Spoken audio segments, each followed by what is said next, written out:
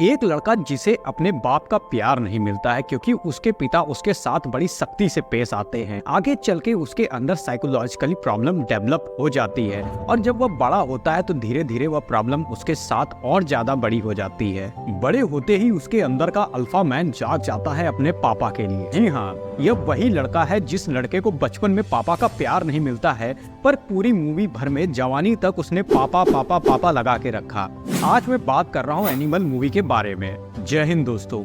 1 दिसंबर 2023 को animal movie release होती है। इसके डायरेक्टर थे संदीप रेड्डी वांगा, जिन्हें आप पहले से ही जानते हैं। जी हाँ, आप इन्हें पहले से जानते हैं क्योंकि इन्होंने कबीर सिंह जैसी मूवी भी डायरेक्ट करी है। यह मूवी रिलीज होते ही 5 दिन में 400 करोड़ और 15 दिन में 800 करोड़ पार कर जाती है। चलिए बात करते हैं आखिर इस मूवी में ऐसा क्या है जो आने वाले टाइम पे हमारे समाज और हमारे आने वाली जनरेशन के लिए किसी वायरस से कम नहीं है।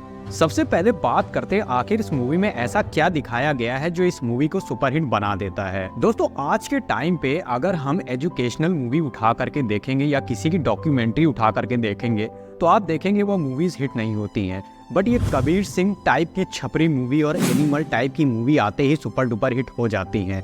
उसके पीछे के रीजंस बहुत ही ज्यादा कॉमन हैं, क्योंकि आज की डेट में समाज में कुछ ऐसे तथ्य प्रेजेंट हैं जो इन मूवीज में अपने अंदर की चीजें पाते हैं। जैसे कि अगर हम कुछ ऐसे लड़कों की बात करें जो चाहे अपने पिताजी को पानी तक उठाकर ना देते हो, बट यह मूवी देखने के बाद वो भी पापा के लिए कुछ भी कर जाने को रेडी हो जाएंगे। और वहीं श्याम बहादुर जैसी एजुकेशनल मूवी को देखने के लिए कोई जाता ही नहीं है, क्योंकि उसमें देश के बारे में दिखाया गया है, देश को प्रोटेक्ट कैसे किया जाए, ह्यूमंस के लिए कैसे काम किया जाए वो दिखाया गया है। इस मूवी की शुरुआत होती है एक बहुत बड़े बिजनेसमैन के बेटे से। बिजनेसमैन अपने काम में दिन भर, यानी अनिल कपूर अपने काम में हमेशा लगे रहते हैं और उसके बाद उनका लड़का धीरे धीरे बड़ा होता जाता है। वो अपने बच्चों पे ध्यान नहीं देते क्योंकि वो पूरी तरह से अपने आप को बिजनेस में झोंक देते हैं। जैसे जैसे ये लड़का बड़ा होता है वैसे वैसे उसके अंदर का पापा के प्यार बढ़ता चला जाता है, जिसे एक साइकोलॉजिकल प्रॉब्लम भी कहा जा सकता है। अब आप इमेजिन करके देखिए, आज के टाइम में अगर मैं आपसे कहता हूँ क्या आप स्कूल में गन ले जा सकते हैं, आप बोलेंगे हम स्कूल में स्टिक तक ले जा नहीं सकते हैं।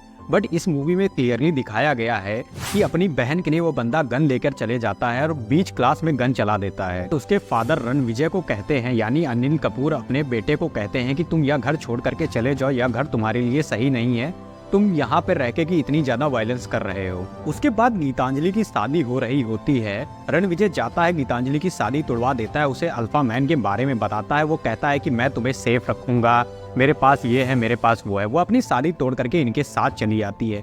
उसके बाद एकदम बहुत ज्यादा बेकार चीज दिखाई जाती है। वो घर छोड़ कर जाता है, कहीं फ्लाइट में रोमांस हो रहा है, कहीं कुछ हो रहा है। इस मूवी में सिर्फ यही दिखाया गया है। आगे चल करके रणविजय के पिताजी को गोली मार दी जाती है, बट वो बच जाते हैं। अब वो अपने पिताजी को सेव करने के लिए चले आते हैं। अब आप सुनकर के हैरान हो जाओगे कि उनके यहाँ इतनी ज़्यादा सिक्योरिटी होती है, सब कुछ होती है, बट वो पापा पापा करते हैं। अपने भाइयों को बुलाते हैं, जिन भाइयों से उन्होंने कभी भी कांटेक्ट नहीं रखा था, अपने भाइयों को बुलाते हैं अपने पिताजी की सेफ्टी के लिए। और खास बात इस मूवी की यह है दोस्तों, रणविजय कितने भी मर्डर कर ले बट गीतांजलि उसकी वाइफ पूरी मूवी भर में उसे कुछ भी नहीं कहती है। वह जब अपने लवर के साथ इंटीमेट होते हैं तब गीतांजलि कहती है जाओ उसे जान से मार दो। और ताजुब की बात तो यह है, इस मूवी में शादी के बाद भी वह किसी लड़की के साथ इंटीमेट होता है, वो भी सिर्फ और सिर्फ अपने पापा के लिए। और हैरानी की बात तो यह है दोस्तों, रणविजय अपनी गर्लफ्रेंड से कहता है अगर तुम मुझसे प्यार करती हो तो मेरे जूतों को साफ करो। इस पूरी मूवी में सिर्फ यही देखने को मिलता है रणविजय अपनी वाइफ गीतांजलि के साथ किस तरह पेश आता है।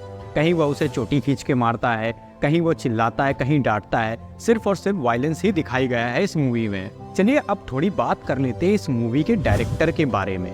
संदीप वांगा जो कि इस मूवी के डायरेक्टर हैं, उनसे एक इंटरव्यू में पूछा गया था आप इस टाइप की मूवीज बनाते हैं वो समाज के लिए अच्छी नहीं है। तो संदीप वांगा ने कहा था मैं इस टाइप की मूवी बनाता हूं बट मैं अभी तक गैंगस्टर तो नहीं बन गया हूं। फिर उनसे दूसरा सवाल पूछा जाता है कि आपकी मूवी में हीरोइंस के साथ इतना ज्यादा वायलेंस क्यों होता है, तो वह मुस्कुराते हुए जवाब देते हैं अगर प्यार में वायलेंस ना हो यानी मारपीट ना हो तो वह प्यार नहीं होता है। तो दोस्तों अब आप सोच सकते हैं इस मूवी के डायरेक्टर की सोच कैसी है। अब मेरी इस वीडियो पे कुछ लोग आकर के ये भी कहेंगे कि यार ये सारी चीजें तुम जो बोल रहे हो एक बार देखने से नहीं होगी। हाँ मैं मानता हूँ एक बार देखने से नहीं होगी, बट अभी आपने कबीर सिंह मूवी में देखा, उसके बाद आप इस मूवी में ये सारी चीजें देख रहे हैं। धीरे धीरे अगर 2 4 10 ऐसी मूवीज आएंगी तो जो हमारी धीरे धीरे जो जनरेशन बड़ी हो रही है उन पे इन मूवीज़ का कैसा इम्पैक्ट पड़ेगा। वो अपनी गर्लफ्रेंड या अपनी वाइफ के साथ किस तरह से बर्ताव करेंगे, आप सोच सकते हैं। कल को इस टाइप की मूवीज़ को देख करके जो आने वाली जनरेशन के कुछ हमारे बच्चे होंगे, उनके अंदर का अल्फा मैन भी जाग जाएगा। वो भी कहेंगे कि मेरे पापा के बारे में गलत बोल रहा था, उनको जान से खतरा था, इसलिए मैंने उन्हें मार दिया। और आप देखेंगे कि आने वाले टाइम पे इस टाइप के कोर्ट में किस प्रकार के केसेस चलेंगे। दोस्तों, मैं ये नहीं कह रहा हूँ कि आप अपने पेरेंट्स से प्यार ना करिए, बट इस मूवी में जिस तरह से प्यार को दिखाया गया था वो किसी वायरस से कम नहीं है। कहने का मतलब ये है, धीरे धीरे इस टाइप की मूवीज आपके बच्चों के अंदर वायरस की तरह अटैक करेंगी, उसके बाद इनसे निकलना बहुत ज्यादा मुश्किल हो जाएगा। अगर आपको अपने बच्चों को मूवीज दिखानी है तो आप श्याम बहादुर टाइप की मूवीज दिखाएं, जिससे कि उनके अंदर की जो ह्यूमैनिटी है वो जागे।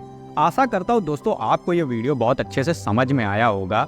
अगर आप भी चाहते हैं कि आप अपने बच्चों को इस टाइप का ना बनाएं जिस टाइप का रणविजय था, तो उन पर ध्यान दें और उनको इस टाइप की मूवीज से दूर रखें। मिलता हूँ आपसे अगले वीडियो में, तब तक के लिए धन्यवाद।